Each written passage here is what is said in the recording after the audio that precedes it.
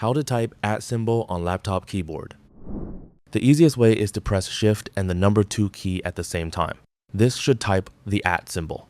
If that doesn't work or you're getting a different symbol, open the settings menu on your computer and search for on-screen keyboard. Open it, click where you want to type the symbol, and then use the on-screen keyboard to press Shift and the @ key. If that still doesn't work and you can see the @ symbol above the number 2 key on your physical keyboard, the problem is most likely caused by your keyboard layout. To fix this, open the Start menu and then open Settings. Here, select Time and Language from the left-hand menu. Then, click Language and Region. Next to Preferred Languages, select Add a Language. Search for English, scroll down, and select English United States. Click Next and install it on your computer.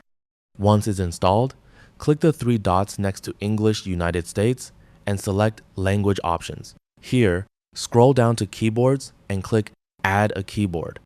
From the list, find and select United States International or US QWERTY, and also make sure this is selected here. Now, go back to Time and Language and then select Typing from here. Now, scroll down and open Advanced Keyboard Settings. From the list, select English United States or United States International.